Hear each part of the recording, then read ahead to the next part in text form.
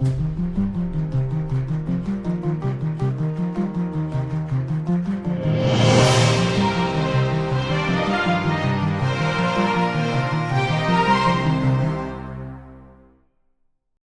welcome, and thanks for listening to Carbon Cli-MATEs, an energy podcast dedicated to discussing all things energy, carbon, and sustainability.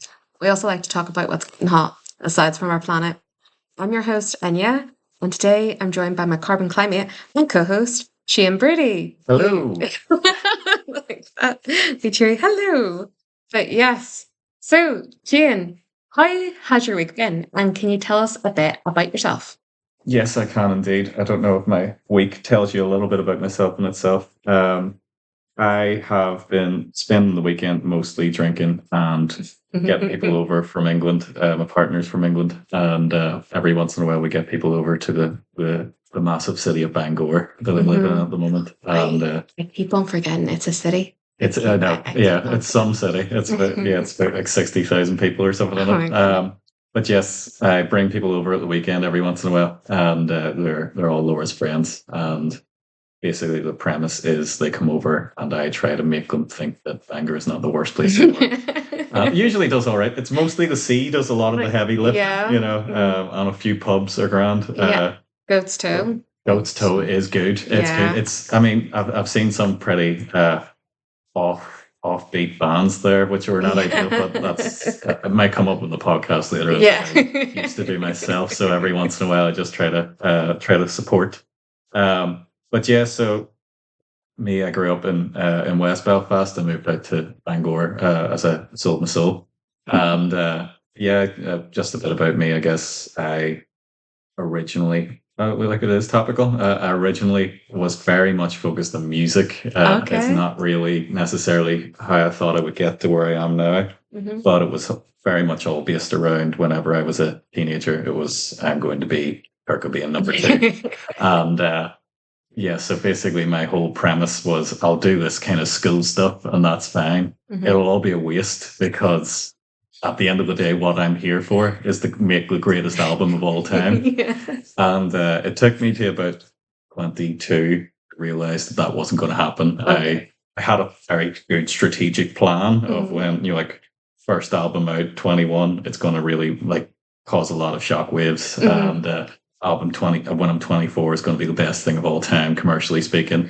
But number 3 when I'm 27 is going to be the critically acclaimed thing that goes down in history. And I made that first one when I was about 20, 21, and it was just rubbish. Like, it was just absolutely awful. And it was far from like the greatest thing of all time at the very Okay. least.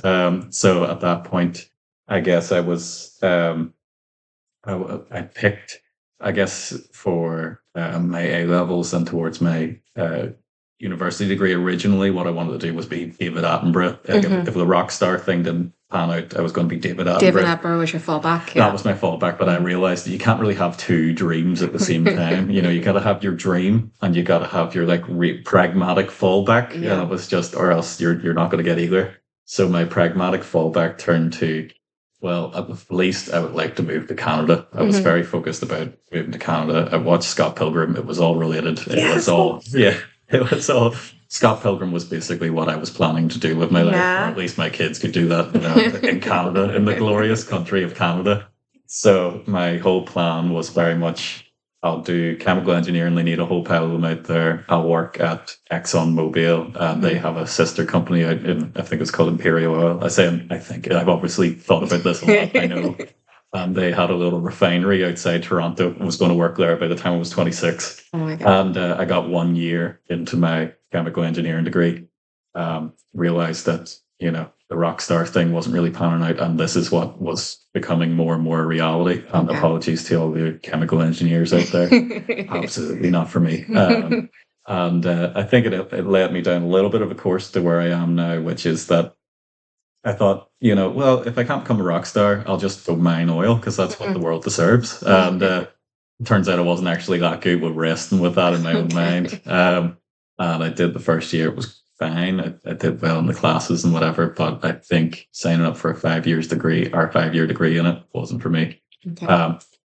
as much as telling you a little bit about myself, I guess that's probably a lot. But essentially, what happened was I got the first job that I could in kind of more finance stuff. I did an accountancy. Okay. Ended up working in a facility management company, Right. and then floated off the back of that to an IoT based company that looked at facilities management. And that was 4 years ago, and the company tilted more and more. Originally looking at sensors to work out when rooms weren't being used, and then they could get cleaned. But essentially, what we worked out was those same sensors were telling us that the rooms were usually like 23 degrees, and there was no one there.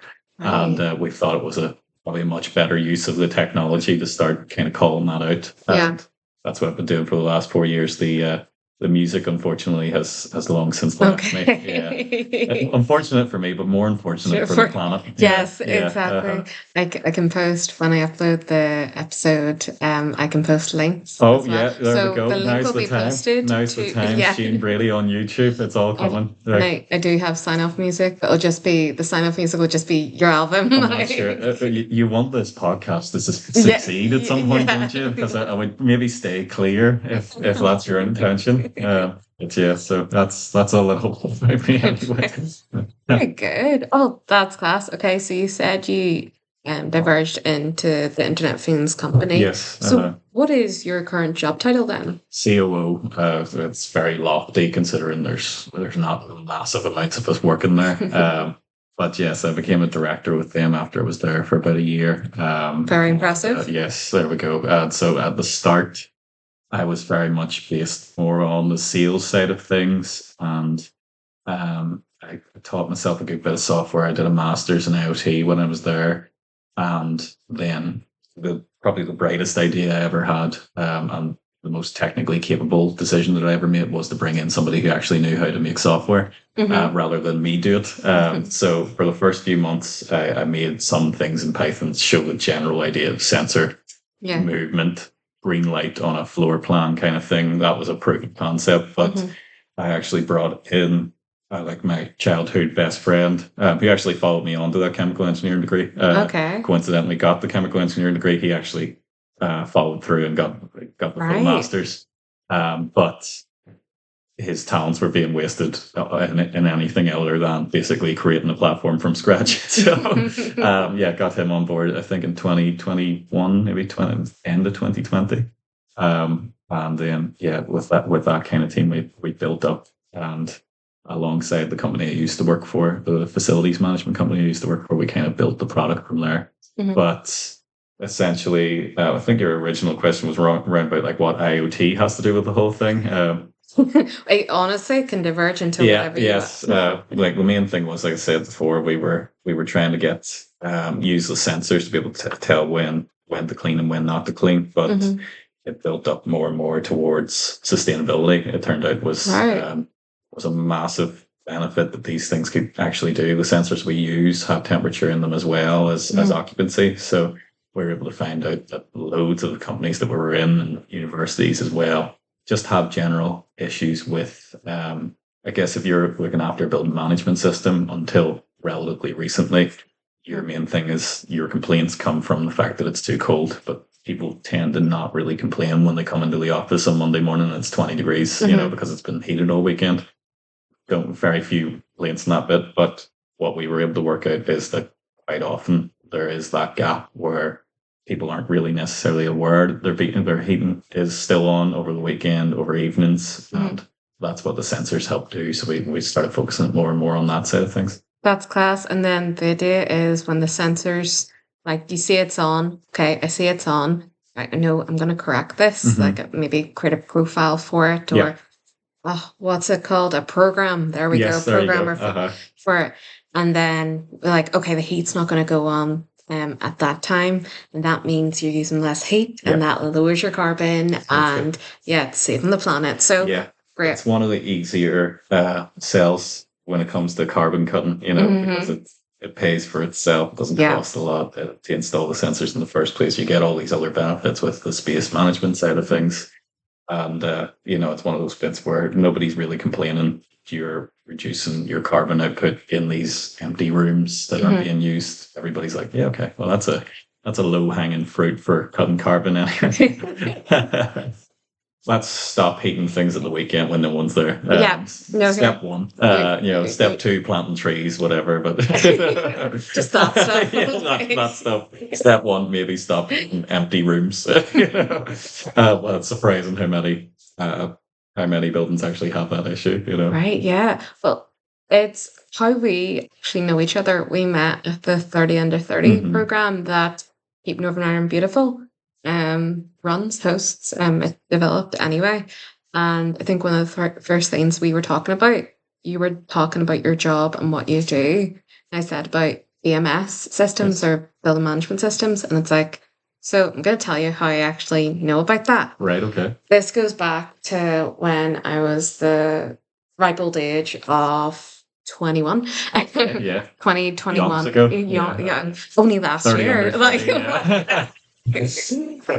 Yeah, back in 2015, it was my placement year during uni, and I was working with the Belfast Health and Social Care Trust, Mhm. placement there in their energy department. And I was working with this great company, Heat Boss. Yes, And I know them. Yes, you know, yes, I do. I love I love them. Like work close with them and Right, developing great. like a trial their trial technology to be Yes. brought installed in an office. Mm-hmm. So Around the radiator valves, is that the one thing? yes, Yes, yes, the TRVs. yes. So Just talking about TRV valves today. I really was. that's all. I haven't talked about TRVs. I know, yeah. That I'm sorry for anyone who does TRVs stands for thermostatic radiator valve. Not that I would have been able to say. They're the wee things that you turn on Yes. to turn off radiators. Huh.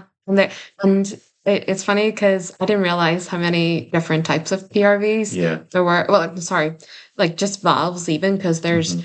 the manual valve Yeah. and that was like kind of like you see them in old buildings, like and then there was a lock shield valve, which is like the wee cone almost, and then the TRVs they're the ones with numbers on them. Yeah. But yeah, their one.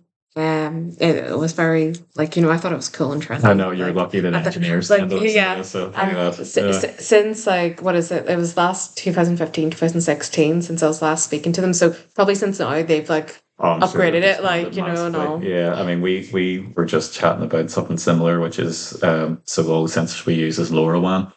So Okay. it's just a particular kind of it's like an extended version of Wi-Fi essentially. In that you can put one router in a building and that will cover the entire building usually. And on what the size is, but say it's a 3 or 4 story building. Hmm. But that's the difference. The main difference is that it's really low powered. It can do long range, which is all that LoRa actually stands for. But all our sensors base off that. And one of the things that we've kind of extended out into is the ability to take in, like I said, for our platform, we kind of identify when rooms are not being used and are occupied and they're heated above a certain temperature. But that next step is to have something like Heat Boss and to be able to say, right, okay, now automatically switch off that radiator. Yeah. A lot of our focus is working with buildings that are already constructed, our older buildings as well. So it's retrofitting these sensors into these buildings, not necessarily about when they're getting built now. So we're working with a lot of buildings that have old style kind of radiators.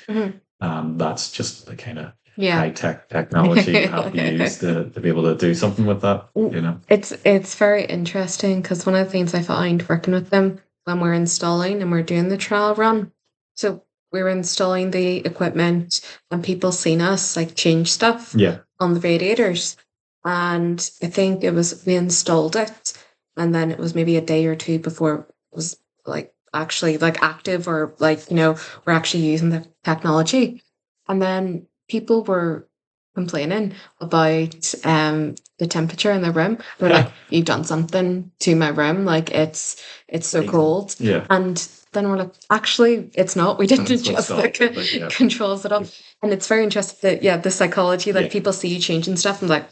Yeah, this is one of the bits that I try to stay clear of, is that as in like the benefit of me getting to make more on the software side of things. I say me, it's our team, and I am just very thankful for them doing their job. But the main thing is that we try not to try not to tell people how to do their jobs. There's usually in buildings that we're working with. There's somebody in that actually specializes in the BMS for that particular building. So all we give them is the tools to actually do something with about it rather than make the rules ourselves. It's a bit like where our Yeah. original idea, which was for the cleaning, we are able to send off messages to say, oh, the room wasn't used all day.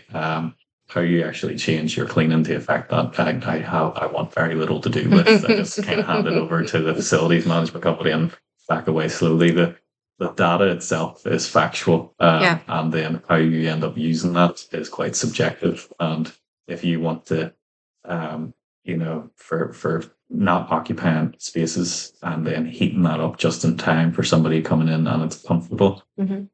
there's a lot of balancing act of how you do that. It's already the benefit that we have and the reason that we went into it is because there's such a stark issue with the fact that heating's being left on all weekend and in the evenings for a lot of places, that there's so much room for improvement. We don't really need to find that particular line on a building by building. We just need to improve on what's already there. Yeah. And it works really well with reducing carbon and those side of things. But the actual battle that happens on a day-to-day basis on an in particular room, and somebody says it's 19 degrees when it should be 27 or whatever, Yeah. I'm far, far, far away from, which is great. But no, that's really good to hear. You certainly know your stuff. Like I don't know how to do, but I definitely know how to gloss over it. there's I myself, I've got like a script in front of me, and the questions that like I was going to ask, you've are actually like answered. Slipped in. You throughout. like I'm just like, oh my Excellent, goodness, you've yes. covered that. But yeah, I do have another story about the Belfast Health and Social Care Trust. Okay. Just while we're on the topic of like people and how they occupy the buildings. One of the studies I had to do, it was so I was a placement student and they're like, do this TRV survey. I'm like, oh my God, okay.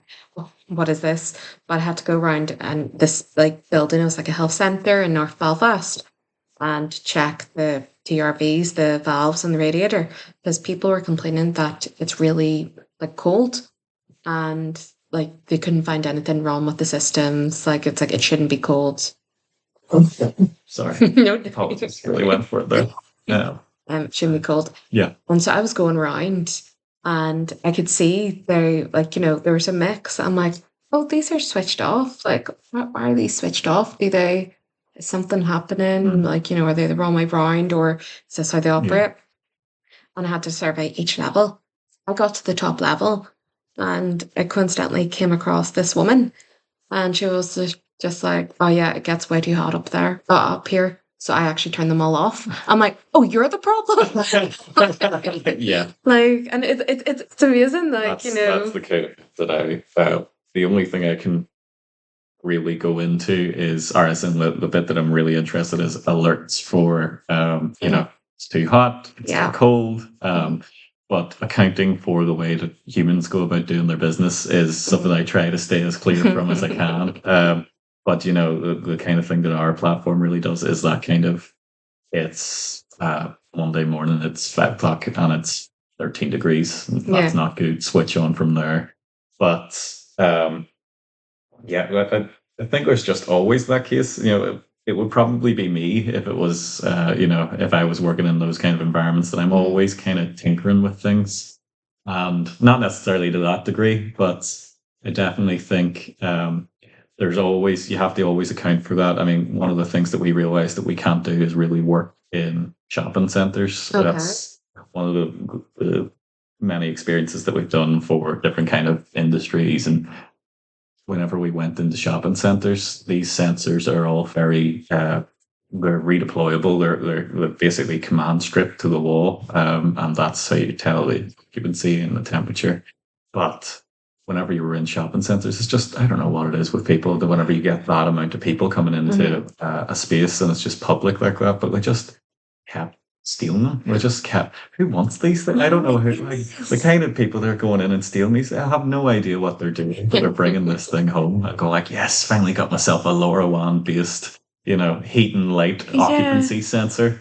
It's just, but It's like just for the sake of stealing it, it's just fun, you know. it's amazing that people like if anyone did know what they were, Yeah. like, it's like how did What are you doing with it? I mean, I'm almost interested. You know, it's like, all yeah. right, okay, we've got ourselves somebody that's like, they're trying to get their own little IoT project going together, and we just don't have the money. You know, This is how your competitors like make their it's Dickensian. That's what yeah. It's just like this guy just wants to help. Hmm. Use these occupancy heat sensors and then make a project. But that kind of stuff, the more what we tend to work in is like uh, work environments, and Hmm. universities are really good because there's just a certain amount. There's already quite a lot of stuff on the wall anyway. It's kind of foreign plastic amongst another part of foreign plastic, and there's just those. But that still doesn't guarantee anything. Whenever Hmm. you're working with actually deploying sensors, some of them just go walkies, and it's just because somebody, or else you deploy heat bus, and somebody on the top floor decides, you know what, Yeah. actually this technology that somebody specifically installed, I think I know a little step better.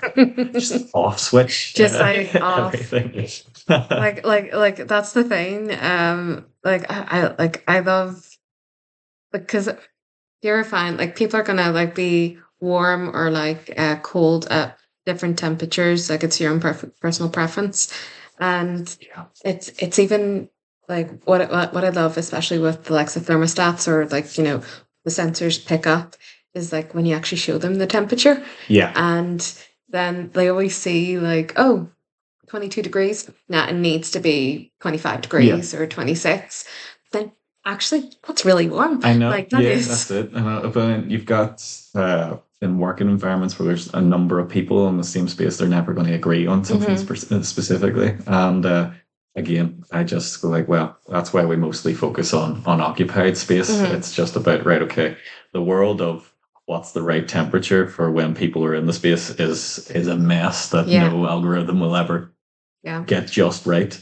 But whenever it comes to the unoccupied space, that's where it's like, okay, well, nobody's really complaining about the fact that the room is cooled down whenever they're not there and hmm warm when they arrive. So that was the only bit that made us go like, okay, let's maybe get into that particular world. But if I had to think of, it's the same thing we have with our sensors also do lighting, and hmm we kind of develop based on what people are asking for whenever we install what they find really interesting. And one of the things, so we have these sensors, and we're able to tell the lighting levels, they're able to say the occupancy, they're able to say what temperature it is.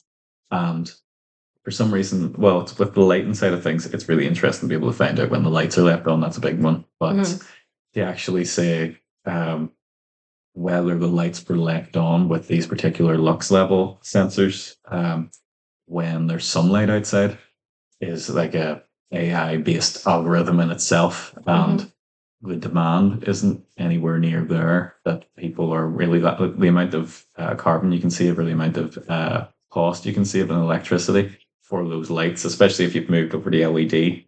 Um, that was originally where the building part of the company that I work for started. It was all about moving people from fluorescent onto LED. So again, was one premise that we thought, oh, this is going to take over. And then we're hmm like, okay, well, that's not really working. Maybe about the cleaning.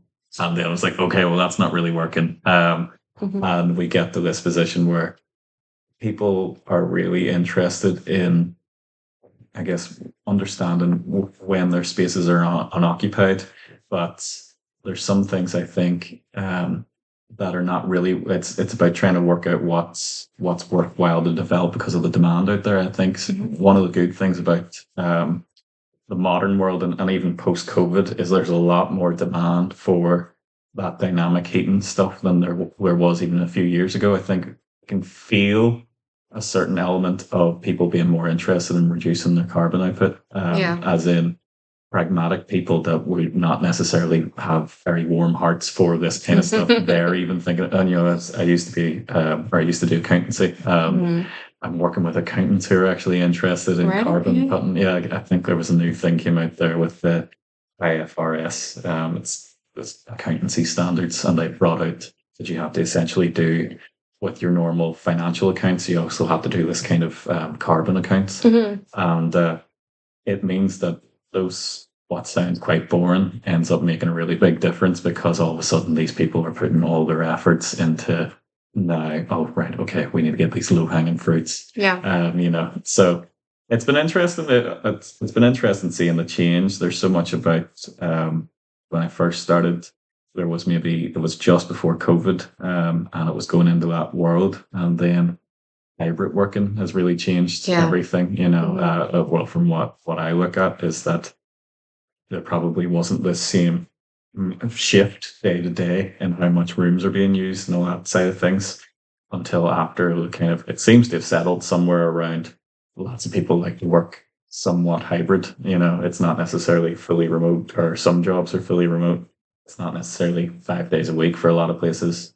A lot of people tend to live in a world where they maybe go in, I don't know, Tuesday to Thursday seems to be the most normal thing that I can see from data we're collecting. But it's interesting to see how things like that have impacted the way that we're doing this that we wouldn't have been able to do even 5 or 10 years ago. It's being able to shift up and down to how the buildings are being used. It's changed quite a lot recently.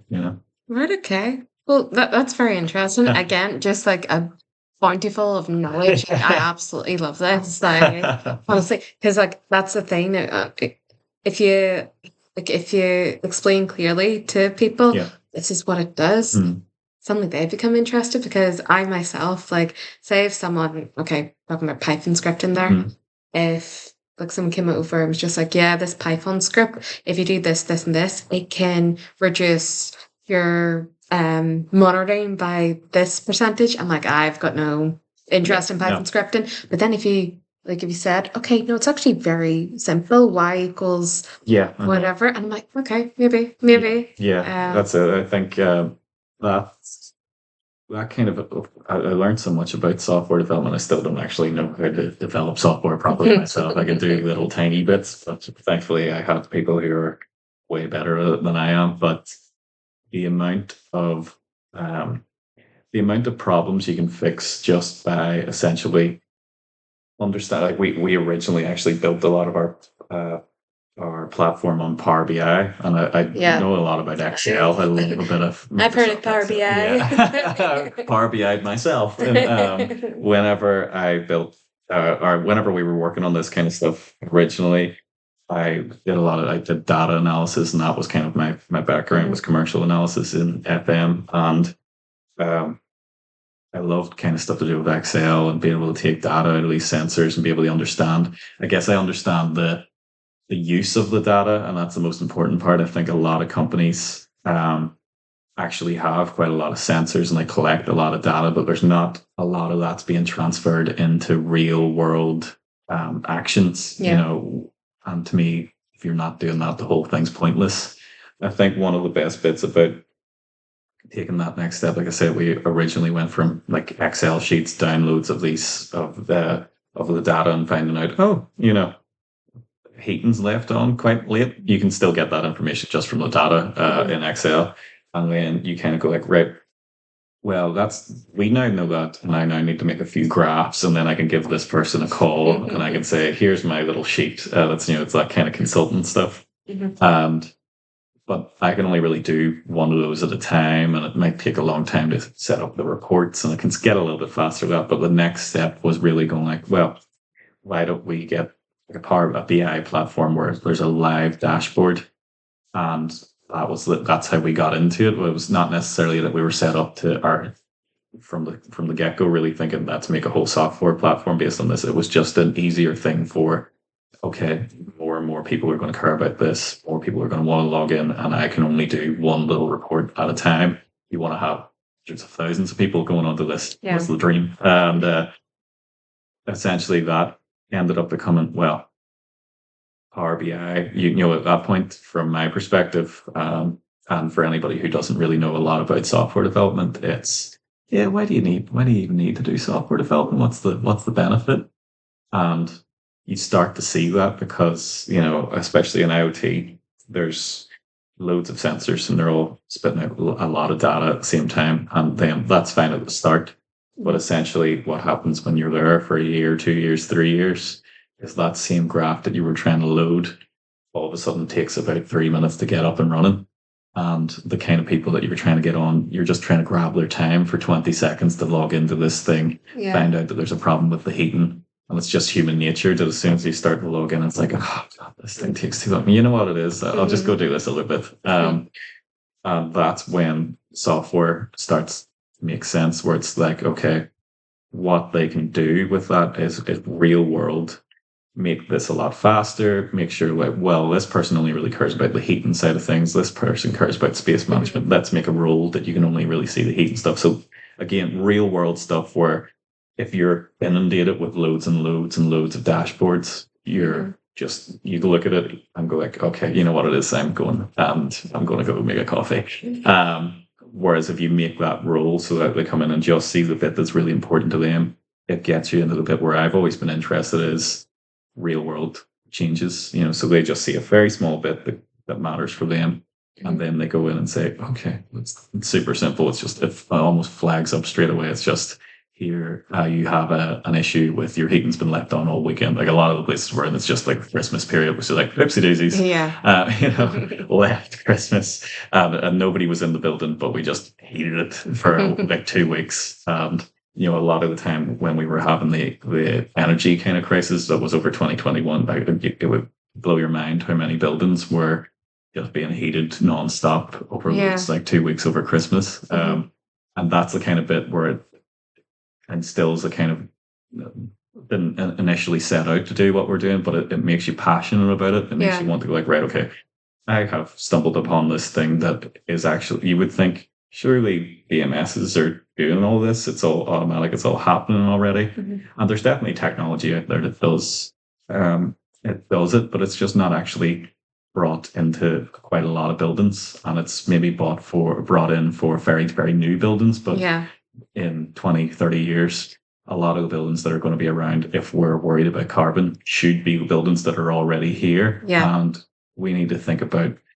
well, what are we doing for those ones? What are we doing that's going to be the vast majority of the real issues are going to be coming from these older buildings trying to heat themselves. They're not particularly efficient. What do we do about those ones? And yes, there's going to be new buildings that are going to be great, hopefully, and perfect.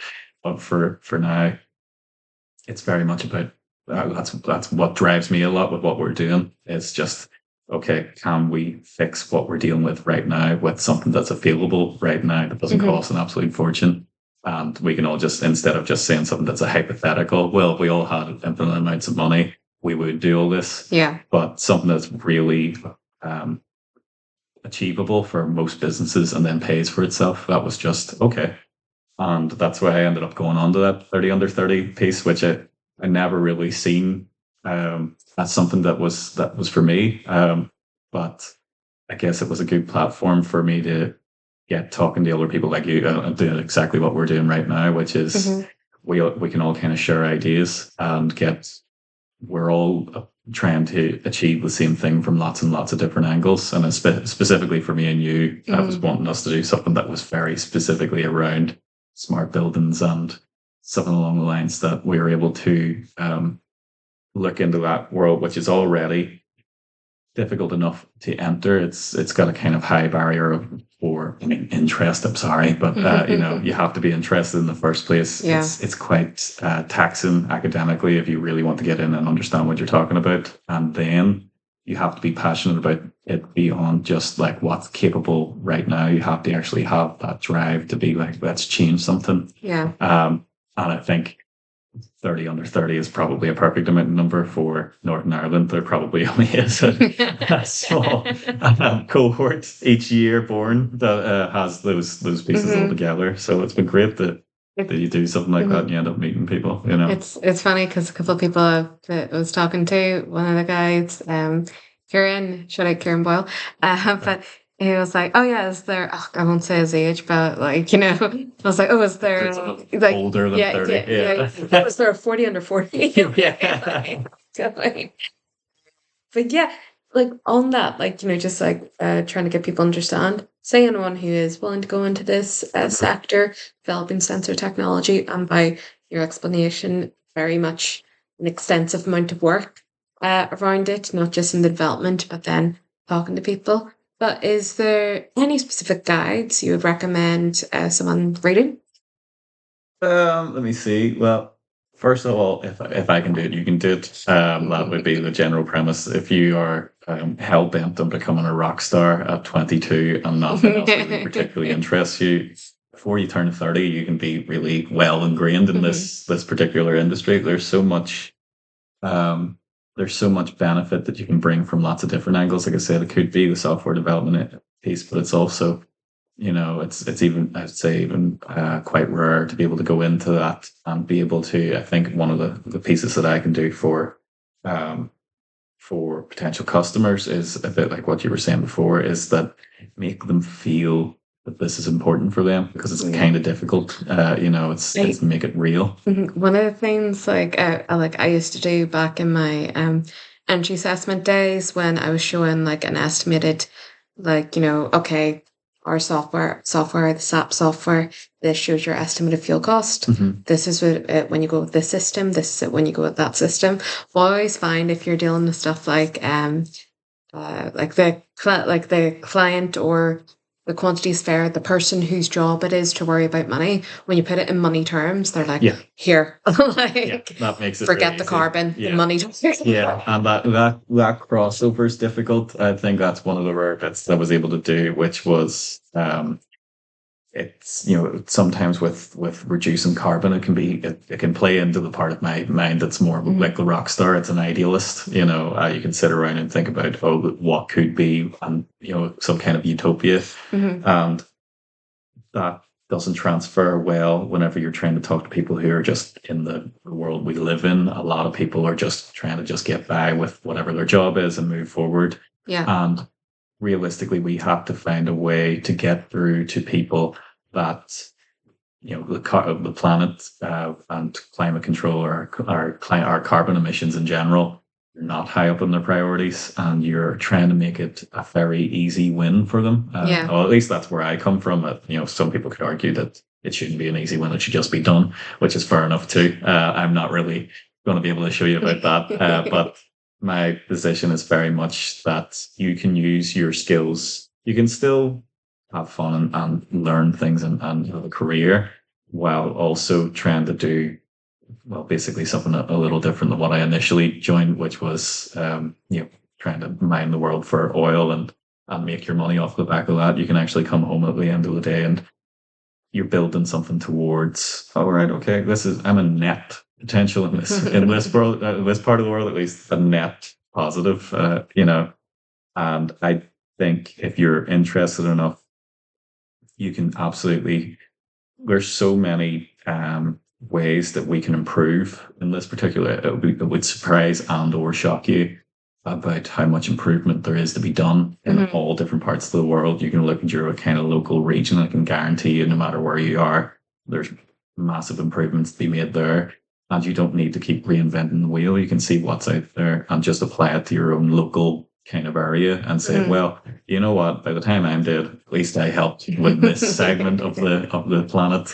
And that's so. If I could give you any kind of advice, if you were trying to start it up in this field, is get into some part of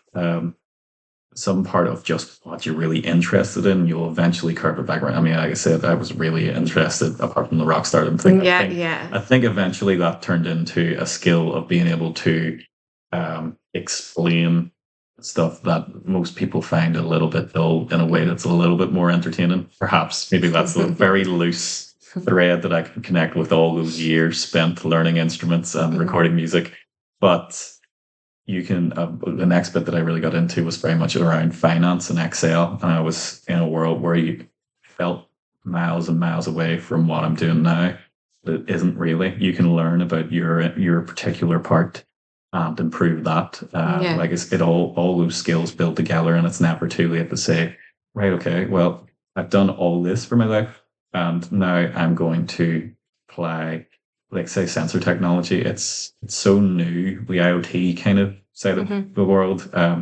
I just applied that to what I knew, which was facilities management, and that was in that particular world. Earthquake, or like a world shattering, in that very specific niche of, I've worked in facilities management. I knew the commercials of it, and I knew how we could benefit it with IoT sensors. But find a couple of things like that. that are unusual. Say, for instance, to be interested in building management systems or energy reduction, and then also the world of podcast at the same time. Yeah. And you're creating something that's really needed, you know, because there's so much of a mixture of skills there that there's probably very few people out there doing it, never mind doing it well. So it's really interesting, you know. That's the thing. Got no competition. What do you see? Like, it's going to be next year. I'm just like, you know, they're going to be number one. I'm going to be done. No, you'll have 1 million views, and then people will eventually go back here and then go and say, okay, right, I've mined all the episodes. So the last one on the list, there's this guy, Shane. And then those people will listen to my album. This is it. This is what it's all about. That was the strategic plan I made at 22 of how I was going to make it big.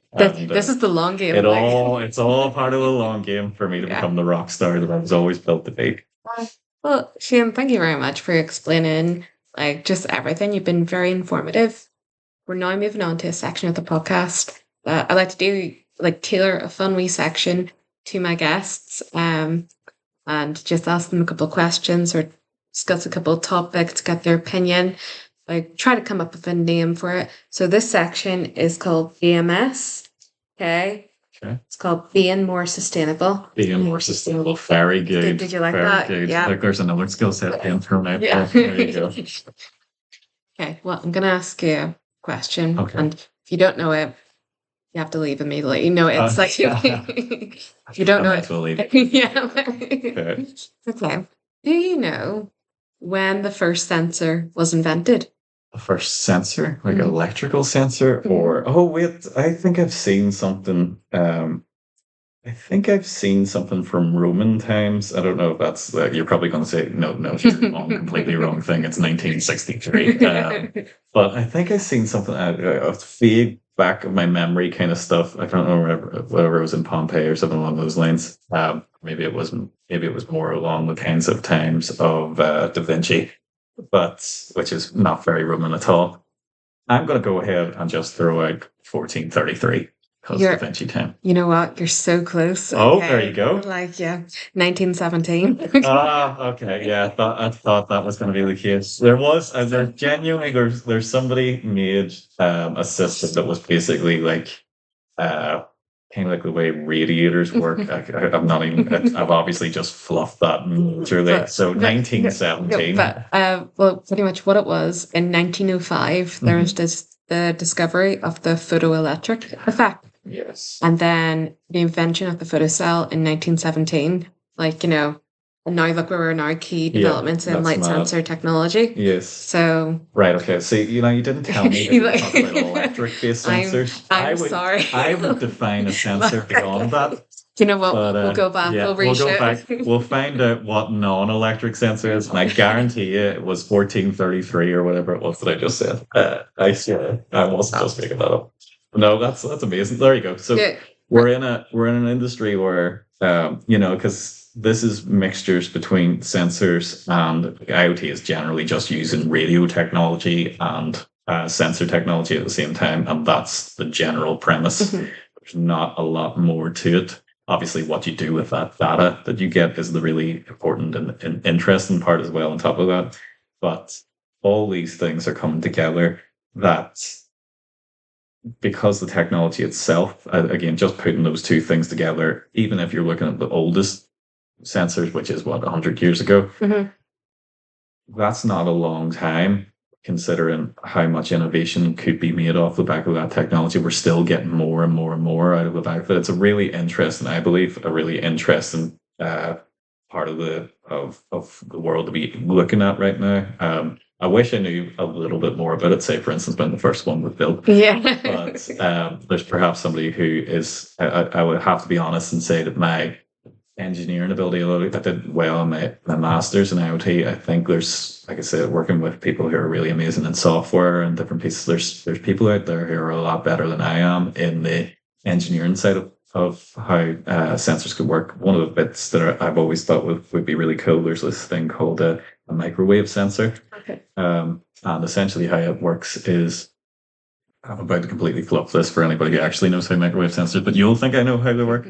Essentially, it's a bit like radar, and they're really, really cheap. I think are about 20p just to get this Right. thing. So this sensor is able to tell whenever it kind of gets like it's almost like it gets a image of the room without, and then a few seconds later, it's a bit like, or it gets more like sonar. Mhm. If you move at all, it's able to tell the pattern difference. So it's able to tell occupancy, like occupied, not occupied. They Okay. don't really use it in any commercially available sensors, but this thing can actually see through walls. It's like proper magic kind of stuff, Oh, or wow. feels like it anyway. So a lot of the stuff we work with is called PIR, and it's like you'll see in most kind of commercial buildings. It's kind of able to see like vision in that you have a Hmm. wall in front of it, picks up your heat signature.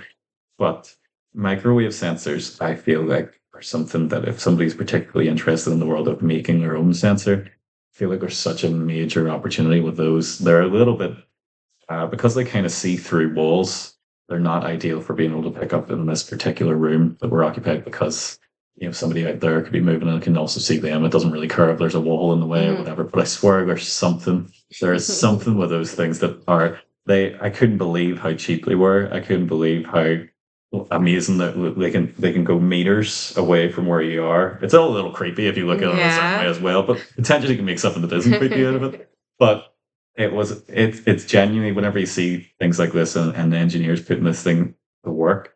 And one of the things that I did when I was testing out when I was a student was just something as simple as, put this thing in a different room, and I walked into the building away from the room, way through closed doors, and a light comes on, Hmm. and there's nothing there. There's nothing that was actually I could see that actually was able to tell. It just magically, it felt like magic. It genuinely felt like something you could go back 50 years or go back to the time when they made that Hmm. original sensor and go like, yeah, when you see where this ends up. Um, it felt like magic. A lot of the things that we are going to build, a lot of like your kind of uh, medieval magic kind of ideas will be possible because Hmm. of things that you just like, oh, right, there's a slight change in how you look at microwave sensing technology. And then all of a sudden you can tell if somebody's moving on the other side of a wall. It's absolutely mad. But yes, anyway, apologies. That was what other factoids have you got for No. me? Because we could talk about microwave sensors all day.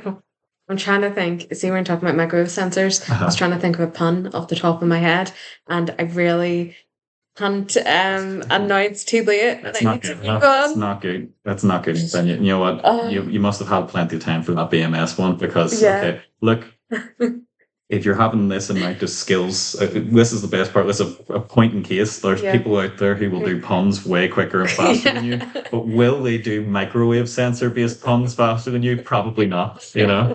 So just have it. Take your time. Go home. Think Yeah. about it. What microwave sensor could have been it? What kind of pun could you have done with that? Okay. But it'll be the best microwave sensor Okay. based pun that's ever happened on the Oh planet.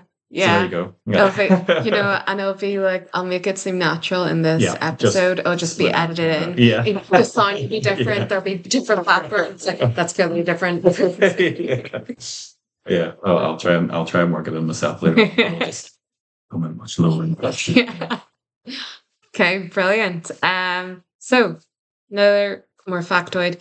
So the Northern Ireland energy statement was released in December 2021. Okay. One of the months, definitely. I know 2021 was key, but it came out with an action plan after that.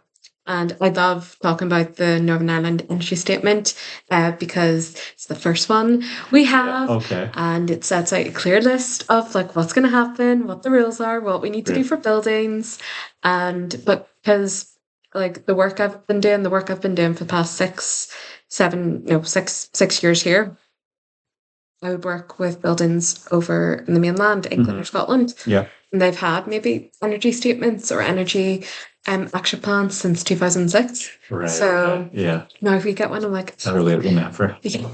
And well, okay, so it said in an action that it's one of the actions was to prepare a Northern Ireland smart systems and flexibility plan. Mhm. And I originally took a snippet of that, and I was gonna roast this. I'm like, it is 2024 and there's still no plan. What's this about? But then I had to stop myself because there's a consultation currently out on it. Right. So, Okay. There you go. They must yeah. have heard your Yeah. podcast. They They knew. knew it was. Oh God. They knew I was going to talk. They roast us. Like, so, like, we need I'm to. just going to come up with a really clever pun eventually about it as well, and we're going to be screwed. That's the most important bit. Yeah. But just to kind of reiterate what we're saying, it talked about so it's currently open and it's actually still open as we speak. Okay, guys, it closes end of April.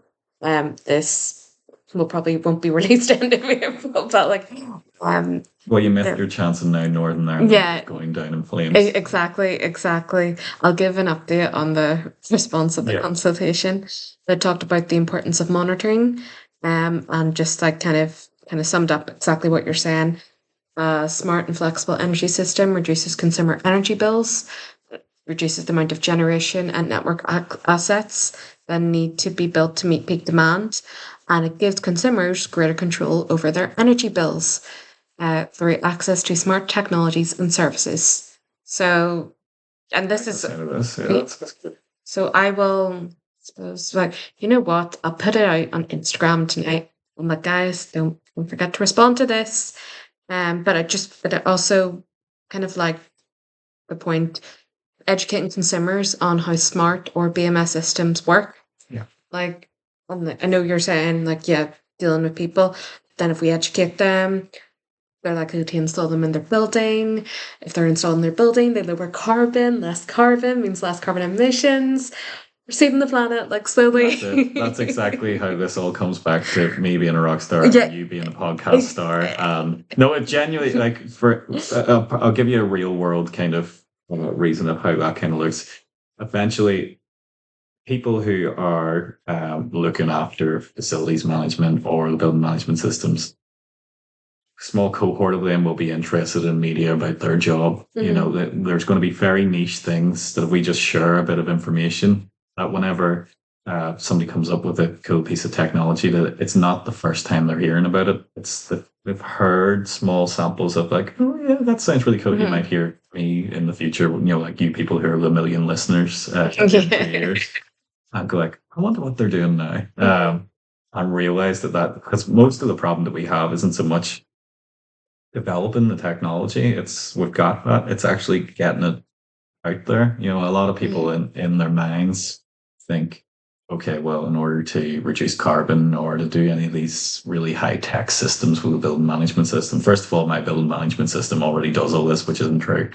The second part is it's really expensive and hard to do or whatever. And it's just that's also not true. And I can try and pump money into marketeers and everything, but regardless, the main piece is people just haven't heard yet that these innovations come through, and it's in small pockets of the world. It's normal to have this kind of shift up and down of their energy to go with how people are using the building, and it's all about just connecting up those bits where you might be saying, well, you know, all I have is I don't know necessarily much about the how, say, for instance, from your side of things, maybe the sensors not massively been a big piece of how your background is based in sensor technology, but you're using your platform to be able to share that knowledge out there, and then all of a sudden somebody listens to that, and you only need to get there's probably only I don't know a few hundred BMS engineers out there on the island of Ireland.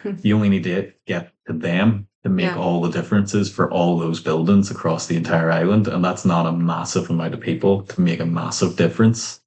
And that's kind of interesting where that you only have to use your bit. You know, you just have to focus on what can I do. And then eventually it ends up snowballing into something that's major. Like I said, it's never been a massive focus of mine that the carbon side of things. Of anything, oil days, I was trying to make the planet worse, but I can then realize that, oh, right, okay, it's not something for somebody else to deal with. It's something for everybody can help in some kind of way. And me and you, even in the 30 under 30 piece, oh, it turns out in here, there's only a small cohort of us that are actually caring about the kind of building emissions. There's loads of people interested in all the other bits the carbon emission comes from, or how to get the message out there. But all we can do, me and you, is just focus on those puns. Yes. We get some really particularly good puns out there. Somebody else will work out the IoT technology. Yeah.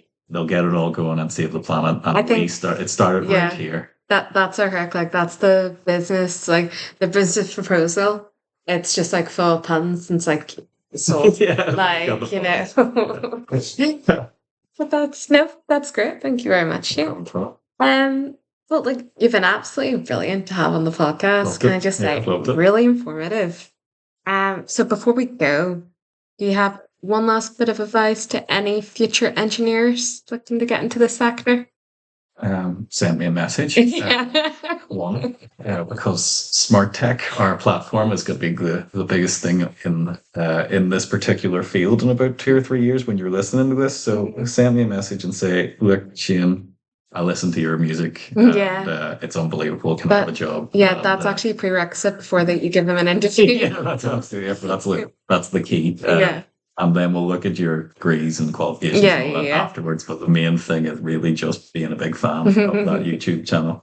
Now, I would say the main takeaway I would have is that you could be sitting in something that doesn't feel very related to carbon, or it's only passing in its relation. But at any time, you can be building all those skills, and you don't know that in 5 or 10 years, as long as you build that interest in yourself, that it's always a perfect time to start thinking about that in your day-to-day. You know, everybody has a job or a house that they're working in or they're living in, and you can start applying some of these bits of knowledge. That there is actually quite a low, if I wanted to voice it on the side of IoT, there's a low barrier of entry for applying a lot of this technology. A lot of it's quite simple to do. I mean, smart tech is the easiest thing if you're in a corporate environment, but there's things you can do at home with just Amazon sensors that can connect to the Wi-Fi. You know, if you go on to Amazon, there's loads of things that you can do just to make sure that even on your own scale, apply all the same principles. It's stuff that was never possible 15 years ago. If you can just get a sensor that's able to tell when somebody's in the room, heat it up, and whenever you leave, it automatically switches off. Have a little look on a YouTube channel for that, and that's your starting point. And that's genuinely the kind of stuff that I was doing a couple of years ago. And you're making, a platform that's the same rules apply. It just scales up. So yeah, that's the main thing. Don't feel that you are not capable of making your change in your own part of the world. Yeah. Well, my advice is, it's actually a reference to, remember the photo cell joke? Yes. I made, or not joke, photo cell factoid. I gave, because I forgot to do a follow-up. So kind of like, did you like that? Did it keep you switched on? Nice. Okay. Yeah. Huge. Still don't really see the microwave. It's going to need more time to cook on that. It's going to absolutely kill you tonight when you think about it. There it is. Yeah. I have to let it cook, let it cook, like that could. Right. Okay. Yes. There you go. Yes. Okay. Podcast complete. There's now you have 1 million viewers. Yeah. Just logged on. Very good. Oh, brilliant. Oh, Shane, thanks again for being on the podcast. You'll definitely be back for more entertaining just discussions and chats and more promo for your music. Excellent, definitely. Of course, which is always the main. Yeah, the main. Yeah, even now. I might actually start making some good music at some point. So there's something for people to listen to. That'll be the intro for the next season of the podcast. Yeah, there you go. That's it. Actually, my fiance is on a podcast for graphic design. It's graphic design and film, and they have a bit like what you were saying before. There's a little segment in it where they basically needed Laura, my fiance, to go find somebody in the film industry, the next person in the industry, to get on the podcast, and they called it Laura Goes Digging. So they asked, would I be able to make a bit of music for that bit? Yeah. And we made there's a little segment where instead of introducing, they just press the button and it goes Laura Goes Digging. And that's probably the bit of music I've been most proud of in my life. It's probably got the most listeners. What's the podcast called, Tina? Opening credits. Opening credits. Opening Yes. credits. Okay. It's very good. That's Very good. class. Well, shout out to opening credits. Like, I Yeah. love to. If you're in the overlapping world of being really interested in this side of engineering, but also about how they make movies and the graphic Mhm. design side of things, there you go. You've just found two of your favorite podcasts. Brilliant. Okay, well, thanks for listening to Carbon Climates. If you follow us on Instagram at carbon__ climates, you can keep up to date with our latest news and articles and updates. And if you follow Shane Brady on YouTube, sorry, follow, if you look up Shane, if you subscribe to Shane Brady on YouTube, you were in for a treat to listen to his album. I was actually trying to I was trying to search on Google for your name there. But like then it just came up like not connected to internet. So I'm like, Oh, brilliant. okay. Yeah, well, that's not going to help. Yeah.